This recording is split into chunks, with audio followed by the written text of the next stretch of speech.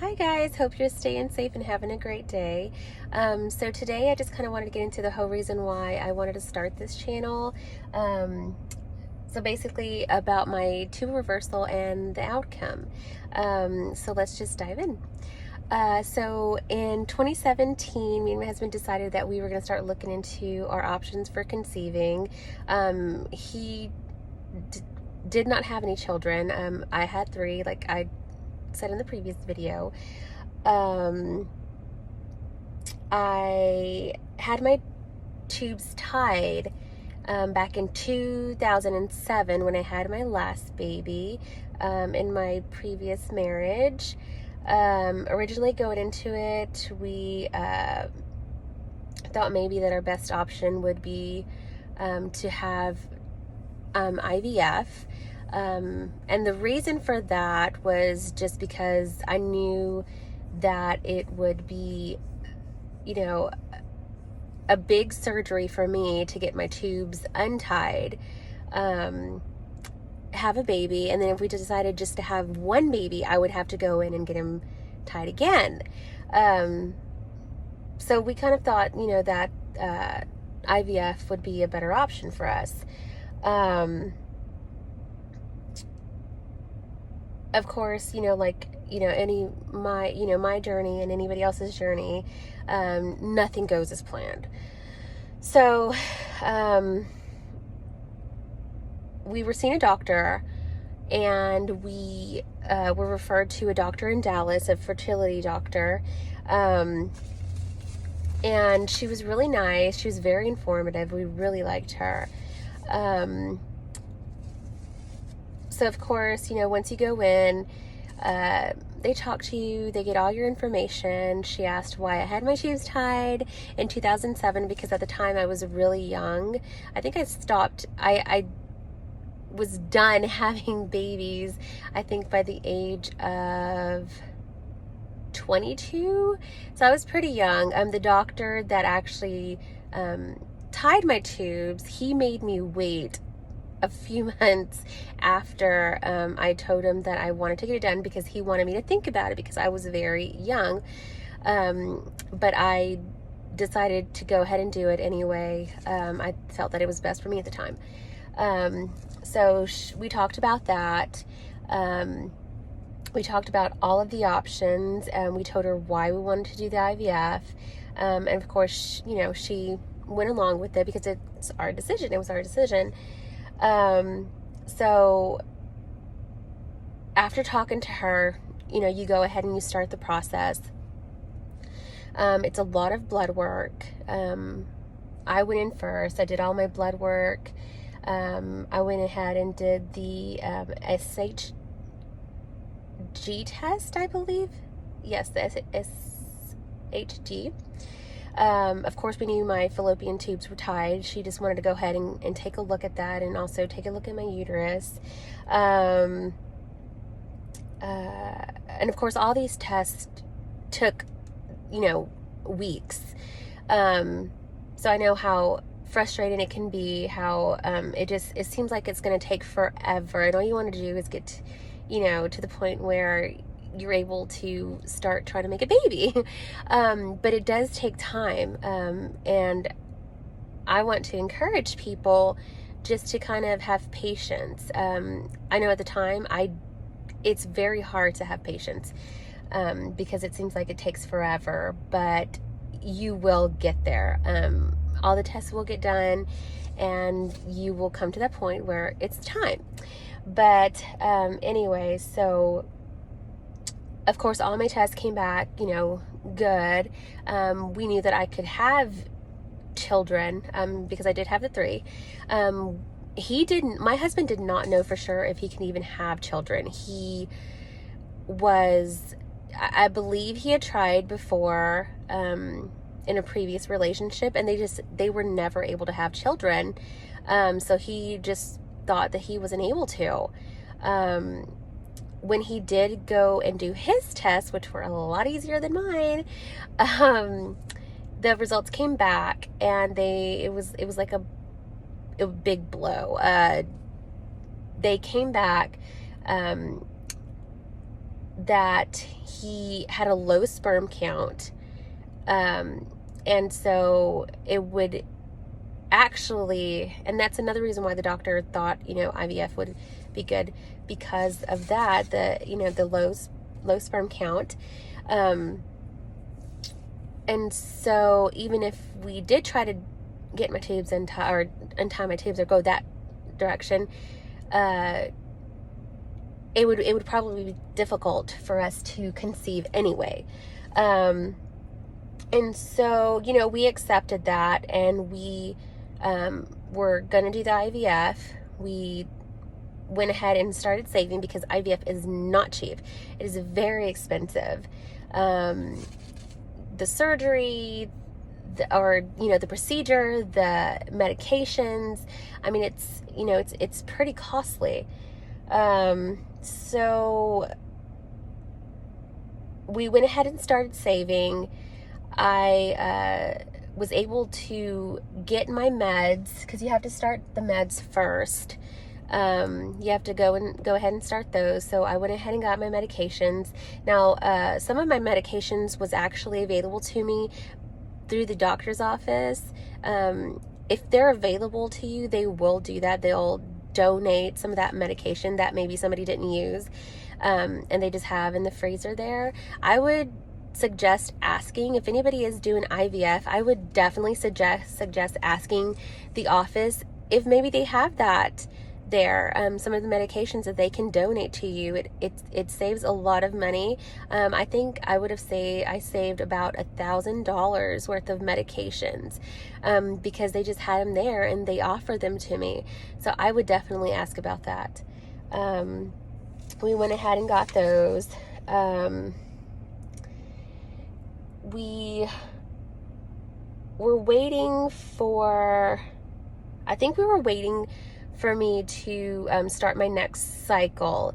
When it gets closer to, time to start the medication or the procedure, they asked my husband to go in again and give another sperm sample. So he goes in, he does that.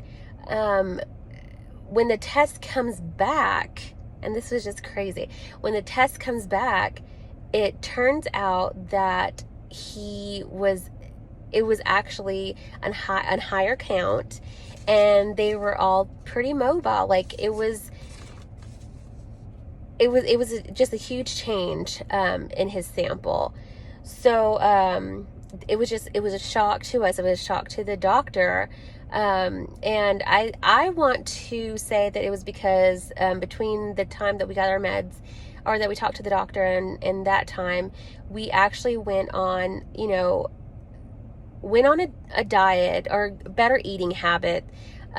He stopped drinking Monsters or energy drinks. He stopped tobacco. And so I want to say, I'm not a doctor, but I do want to say that has a lot to do with it. I think a lot of that can affect those kinds of things. So we were very happy. And so we went in to talk to the doctor, and, we kind of talked about other options. And I think we went the route we did, not only because, it was a higher chance of us getting pregnant, and just the rate is a little bit better, and we wouldn't have to pay another amount if that procedure happened to fail. It was just, I think it was more, we were thinking more about that, just the money, and how much, it would cost, the difference in cost. So I think we decided to go the TUBAL reversal, after all that, changed. And we were lucky. We were very lucky.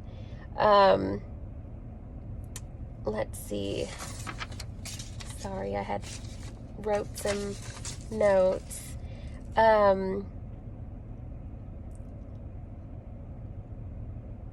So anyway, the doctor, we were talking about the pros and cons for each, and we finally decided that yes, that we were going to do the TUBAL.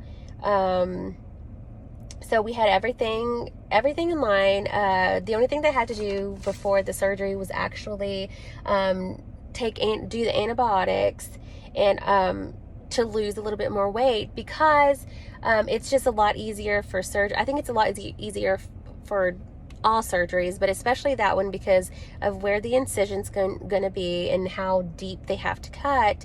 I think just having less fatty in that area will it helps a lot. So we were on that diet. I was taking my antibiotics, and oh yes, and then the certain BMI, they wanted you to be in a certain BMI in order for you to be a good candidate for the surgery. And so that gave us about 3 months to be as healthy as we could. So finally the surgery day came. That was February 9th of 2018. Yeah, February 9th of 2018. So we went in and I had the surgery. I did not know what to expect. I guess I was kind of naive, maybe. I guess you should know that all surgeries come with some pain. I did not know what kind of pain to be ready for. They give you medications after the surgery, of course. Now, when I was in the hospital, they kept me on medication, so I was pretty comfortable. When I went home, and I never really take medications like that for pain. I took that medication every single day. When I tell you, I was down for days. That the pain from that surgery, and I wasn't told this. I don't even remember looking up YouTube videos about it. I think I may have, but I guess I just wasn't expecting how serious the pain was. I felt like if I stood up, my insides were just going to fall to the floor. That's how bad it was. My poor husband, he's so sweet. He had everything ready for me when I came home.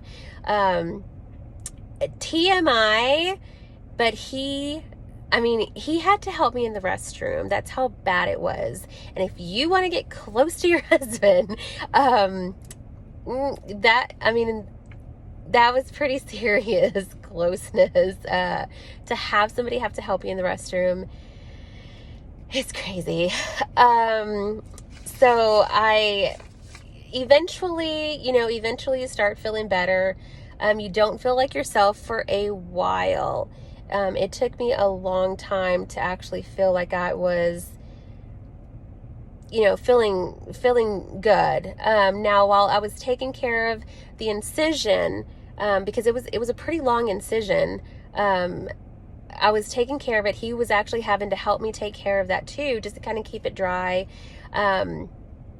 make sure that the tape was good that they put on it. Once the tape was ready to come off, we noticed that there was a little spot that wasn't closing. So it kind of freaked me out, and I can tell something was wrong. It was kind of itchy in that area. And I was taking care of it really well. The doctor was looking at it, every other week or every week. And she said it looked pretty good, except for that little spot. So she sent me to,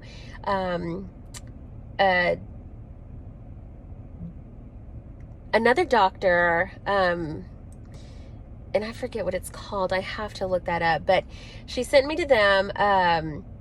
They looked at it, and it turned out that I had a certain type of staph, and it wasn't the very contagious one, and I wouldn't even know what it was called, but it was a certain type of staph that wasn't as aggressive, I guess, as the other. So they gave me some antibiotics for that and some cream, and it healed up so quickly, and it felt so much better. But after that, I had no other issues with the incision. That part really, didn't bother me as much as just the pain, the whole pain after the surgery. What else? Like I said, it took me a while to just kind of feel normal again. Even after, even now, I feel like the surgery, having that type of surgery, just kind of, I was overweight, before it anyway. And I've always had just, I don't want to say saggy or, stomach, but after the surgery, I mean, it was just worse. Like, it just felt worse. Like, it just had like a ton of something just there, like in the bottom of my stomach. So, I mean, even now, it changed my body for sure, or it feels like I did anyway. So I think around February 15th is when I kind of, started feeling myself, just back to normal. And I was actually on what seemed like, my period, from the surgery until the 15th. So anyway, I really wanted to get into that just to kind of, if anybody is going to have the surgery, or if they've had the surgery and had, similar issues, I kind of wanted to get into that. And I really would like to just connect with you. If you have any kind of questions, maybe it's something I missed, I left out of the video. If you have any kind of questions, just message me and I will definitely get back to you on that. I'm going to be making a second video after surgery, I guess, when it was time to start, trying to conceive. But yeah, if you have any kind of same experience, or maybe an easier experience than mine, maybe yours was completely different, I would love to hear it. So yeah, don't forget to hit subscribe and like this video. Thank you so much.